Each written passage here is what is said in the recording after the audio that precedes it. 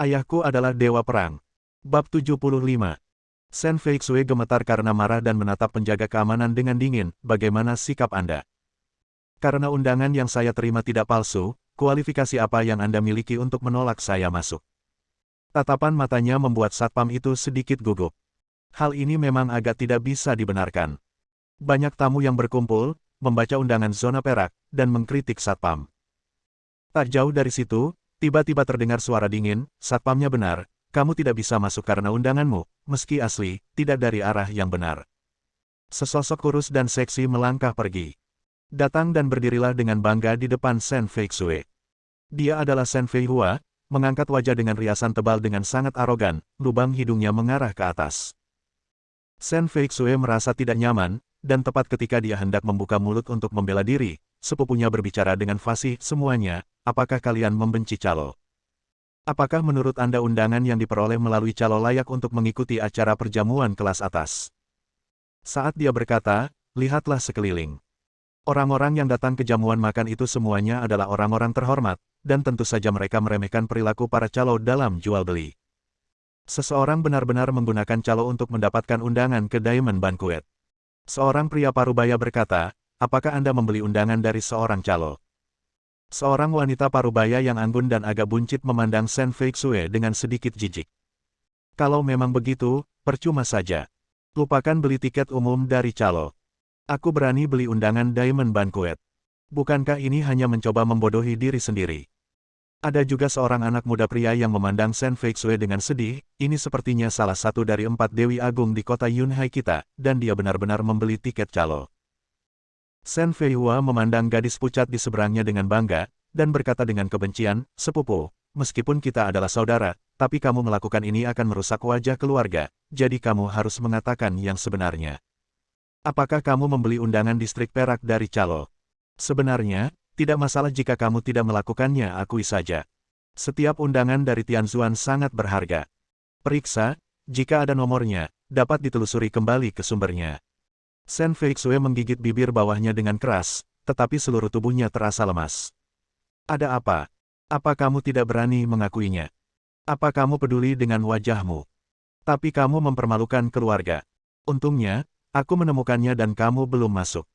Kalau tidak, saat kamu masuk dan kamu masuk sudah diperiksa, apakah kamu akan mencekik kakek sampai mati? Shen Feihua berkata dengan bangga. Shen Feixue menarik napas dalam-dalam dan berkata, Feihua, kita semua adalah satu keluarga. Apakah kamu benar-benar ingin membunuh mereka semua tanpa memberiku kesempatan?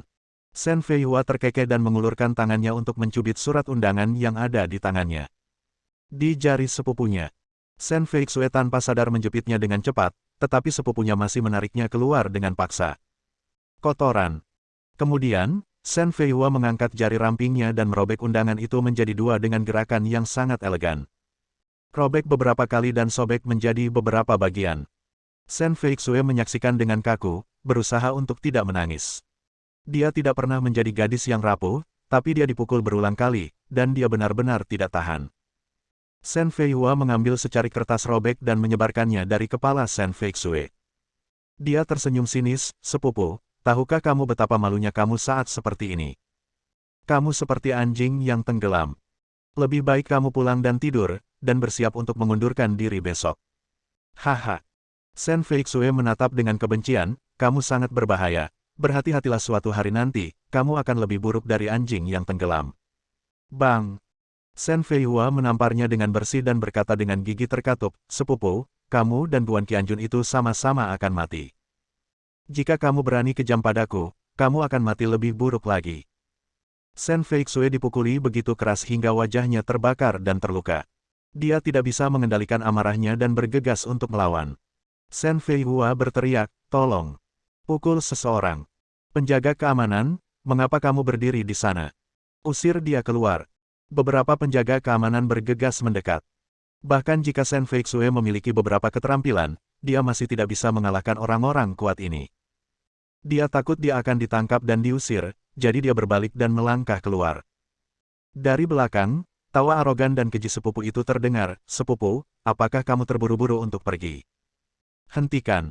Biarkan beberapa penjaga keamanan membawamu keluar untuk menghemat energi.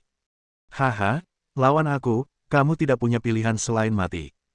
Shen Feixue berjalan cepat menuju gerbang, mengambil potongan surat undangan dari distrik perak dari kepalanya, merasa penuh dengan keluhan. Aku sangat ingin pulang, menutupi kepalaku dengan selimut dan menangis. Tidak dapat membantu, air mata mengalir di matanya. Begitu dia keluar dari lobi, dia dihentikan oleh suara yang lembut dan dalam. Maaf, apakah ini Nona Shen Feixue? Shen Feixue berhenti, berbalik, dan matanya tiba-tiba membelalak tak percaya, kamu. Apakah kamu? Berjalan ke arahnya adalah seorang pria berusia 50-an, penuh kekuatan. Penuh dengan keindahan orang yang unggul. Kemanapun dia pergi, orang-orang di sekitarnya menyingkir dan membungkuk sedikit. Tuan kamu. Halo, Tuan Ye. Tuan Ye, selamat malam. Tuan Ye, Ye Huaneng dari grup Tianzuan. Shen Feixue secara alami mengenalinya. Meskipun dia belum pernah bertemu dengannya secara langsung, dia telah melihatnya di TV beberapa kali. Awalnya dia tidak percaya Ye Huaneng bisa menghentikannya dan menggunakan nada sopan seperti itu, tapi semua orang di sekitarnya mengenalinya. Orang ini adalah bos besar grup Tianzuan. Tentu grup Tianzuan bukan lagi miliknya, tapi dia tetap presiden dan masih bernilai ratusan miliar. Kaya raya. Berjalan ke arah Shen Feixue, Ye Huaneng tersenyum dengan rendah hati, halo, Nona Shen, saya Tianzuan Ye Huaneng, mengapa Anda datang dan pergi? Apakah Anda tidak akan bergabung dengan perjamuan kami? Shen Feixue, ini. Dia tampak bingung. Ya, bagaimana aku harus mengatakan ini? Dia menghabiskan 30.000 yuan untuk membeli undangan dari distrik Baiyin melalui calo untuk menghadiri resepsi, tetapi diungkap dengan kejam oleh sepupunya dan diusir.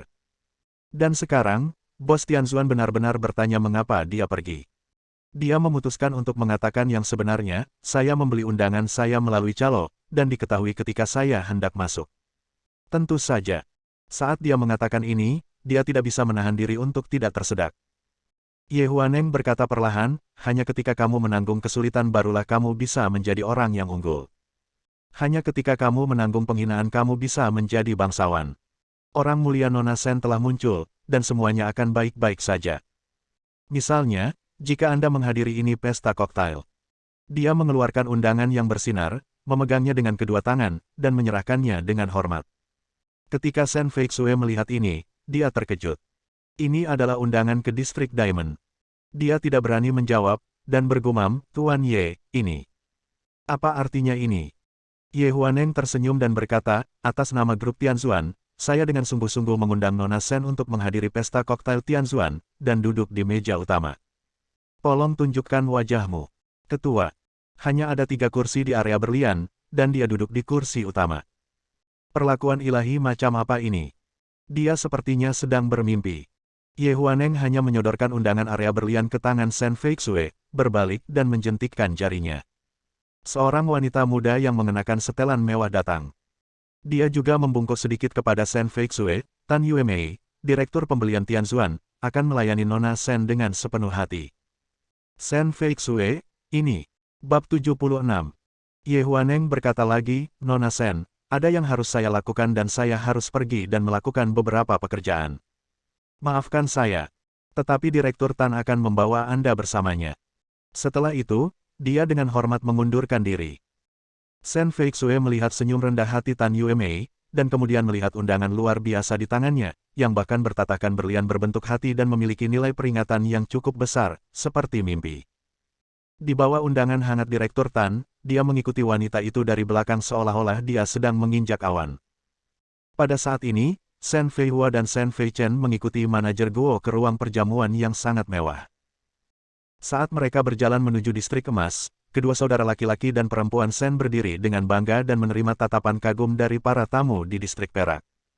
Apalagi mereka adalah tamu langka yang didampingi oleh manajer pembelian. Saya kira semua orang merasa bahwa mereka istimewa. Baik Shen Feichen dan Shen Feihua sangat gembira. Belum waktunya duduk, namun di kedua sisinya terdapat kursi kopi dengan berbagai minuman dan makanan ringan, mereka bertiga mencari tempat duduk terlebih dahulu. Shen Feihua berkata dengan tidak sabar, menyenangkan sekali. Saudaraku, kamu bahkan tidak tahu betapa jeleknya wajah Shen Feixue ketika aku merobek surat undangan dan melemparkannya ke kepalanya dan menamparnya lagi. Tapi dia tidak bisa lakukan apapun padaku, mungkin kamu sangat marah sampai jongkok di toilet dan menangiskan. Haha. Shen Feichen memandang pria parubaya berminyak di sebelahnya, dengan senyuman di wajahnya, saya harus berterima kasih kepada manajer Guo untuk ini, jika dia tidak begitu membantu, bisakah pelayaran kita lancar? Shen Feihua mengedipkan mata pada manajer Guo, saya sangat berterima kasih. Manajer Guo tertawa, tidak sabar untuk menghubungi menyentuh kaki orang lain, dan bahkan menyelipkan tangannya ke dalam rok, dia sangat seksi. Dia bergumam, ya, tidak banyak yang bisa diucapkan secara lisan terima kasih. Lebih realistis. Shen Feihua merinding. Keluar dengan sentuhan, tapi dia tidak berani menolak. Untungnya, saya memakai celana keselamatan. Shen Feichen mengertakkan gigi, sial. Alangkah baiknya jika saya bisa menghajar Guan Qianjun dengan baik. Sayang sekali dia tidak datang bersama Shen Feixue, jika tidak, biarkan penjaga keamanan memukulinya. Penjaga keamanan Tianzuan sangat bagus. Shen Feihua tersenyum dengan jijik, sulit bagi sepupu idiot saya untuk mendapatkan surat undangan ke distrik Perak. Jika Anda membawanya ke sini, bukankah Anda harus mendapatkan dua? Apakah dia mampu melakukan ini? Tiba-tiba, dia meledak. Dia bersumpah, matanya tegak, dan dia menatap tidak jauh. Dan, tiba-tiba tegak. Tubuh bagian atasnya bergetar hebat, dan manajer Guo hampir tidak mengulurkan tangan untuk mengambilnya ketika dia melihatnya. Shen Feichen berbalik dan bertanya, mengapa dia masuk? Sesosok yang dikenalnya muncul di kursi kopi tidak jauh dari sana, mengambil berbagai makanan ringan dari meja begitu saja dan menyerahkannya kepada seseorang. Seorang bayi kecil yang lucu sedang duduk di atasnya sofa. Bayi kecil yang lucu, aduh. Kue kecil ini enak sekali, hei. Kedua kakak beradik itu berteriak bersamaan, bukankah ini Guan Qianjun? Mereka segera membunuhnya, satu di kiri dan satu lagi di kanan, menatap tajam ke arah pria jangkung dan tampan itu. Dia benar-benar Guan Qianjun. Bagaimana kamu bisa masuk? Shen Feihua bertanya dengan dingin. Guan Qianjun tidak menganggapnya serius, kamu baru saja masuk. Shen Feichen menyapa bayi kecil yang lucu itu dan tersenyum sinis, Qian, kamu dan ayahmu menarik. Kamu masuk diam-diam, kan? Kamu cukup mampu. Ya. Qian memutar matanya ke arahnya tanpa basa-basi, kalian semua adalah orang jahat yang suka menindas bibiku Feixue. Jangan bicara padaku. Bau mulut dan bau di sekujur tubuhmu. Shen Feichen, apakah kamu masuk? Haha, oke. Kalau begitu biarkan kamu merangkak keluar. Shen Feihua menoleh untuk melihat pria berminyak yang datang, dan berkata dengan genit, manajer Guo, ini akan mengacaukan aku dan kakakku. Bajingan yang telah kukalahkan beberapa kali itu benar-benar menyelinap masuk. Usir dia keluar. Manajer Guo memandang Guan Qianjun sambil tersenyum dan mengulurkan tangannya yang besar. Keluarkan undangannya. Jika kamu tidak memilikinya, kamu harus diusir. Dia menggelengkan kepalanya, dan beberapa pria kekar diam-diam melintas di sekelilingnya, membawa aura pembunuh. Ini bukan penjaga keamanan biasa di hotel, mereka semua dibawa oleh markas Tianzuan dan dilatih sebagai praktisi seni bela diri. Shen Feihua berkata tanpa basa-basi, undangan macam apa yang ada untuk prajurit berkepala besar yang baunya seperti pantat. Manajer Guo, usir saja dia. Ngomong-ngomong, setelah mengusirnya, patahkan tangan dan kakinya, oke. Lemparkan dia ke jalan. Manajer Guo mengangkat dagunya dan berkata sambil tersenyum, bukan apa-apa. Tapi apa gunanya saya lakukan? Untuk menghukum Qianjun, Shen Feihua juga melakukan yang terbaik. Dia berbisik, aku akan menemanimu malam ini. Manajer Guo mengangguk puas, dan kemudian, dengan ekspresi galak di wajahnya, bawa dia keluar. Temukan tempat yang lebih tenang dan kehilangan kedua kakinya. Ambil video dan kirimkan. Saya ingin menunjukkannya kepada bayi kecil saya. Oke. Shen Feihua bertepuk tangan kecilnya dengan gembira, manajer Guo, Anda sangat baik dan bijaksana. Beberapa pembudidaya seni bela diri orang itu perlahan mendorong, tapi Guan Qianjun sudah mengemas sekantong makanan ringan dan mengambil Qian. Dia berkata dengan tenang, Anda tidak perlu berkelahi, saya akan pergi. Tapi, manajer Guo, saya pikir Anda sedang bernasib buruk, dan saya khawatir Anda akan segera diusir. Manajer Guo tertawa, Anda adalah mengutukku seperti itu, kan? Tidak ada gunanya, itu hanya akan membuatmu dipukuli lebih parah. Saya, Guo Zong, telah bekerja di grup Tianzuan selama lebih dari 20 tahun, dan saya hampir menjadi manajer senior. Saya memiliki koneksi yang dalam. Nanti, jangan hanya menyela dia.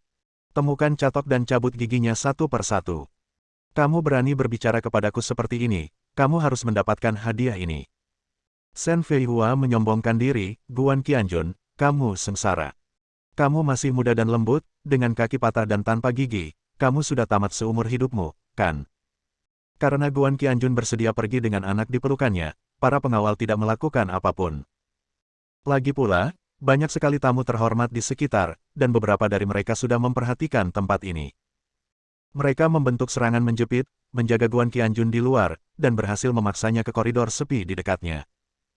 Begitu dipaksa masuk, Shen Feixue yang masih kebingungan, memasuki sebuah ruangan kecil di sebelah ruang perjamuan di bawah bimbingan Tan Yuemei, dan langsung disambut oleh dua wanita muda. Dia juga memegang gaun kecil yang sangat mahal, indah dan berkilau di tangannya, menunggu Shen Feixue memakainya. Shen Feixue menarik napas, mengingat berlian hitam malaikat edisi terbatas global tahun 2020.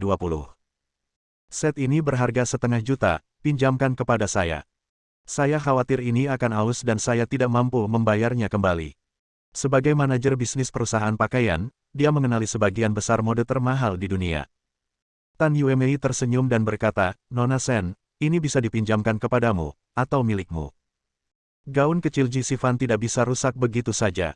Jika sudah usang, kamu harus membelinya lagi. Shen Feixue, hah. Dia merasa tertekan. Dia menggaruk bagian belakang kepalanya, ngomong-ngomong, Direktur Tan, Anda sangat baik padaku, ini. Tidak ada, Nona Shen, suatu kehormatan bagi saya untuk melayani kamu. Tan Yuemei menjentikkan jarinya, dan kedua wanita itu dia mengajak Shen Feixue untuk berdandan. Segera, Shen Feixue keluar dari ruang ganti dengan tampilan yang sangat berbeda. Dari ujung kepala hingga ujung kaki, ia memancarkan aura menawan yang tiada taraf. Penampilannya yang memukau dilengkapi dengan sempurna dengan gaun kecil dari Gifci, ia hanyalah seorang peri di bumi. Shen Feixue tidak percaya dia begitu cantik. Yang lebih tidak bisa dia percayai adalah, bahwa gaun ini sangat pas sekali. Bersambung.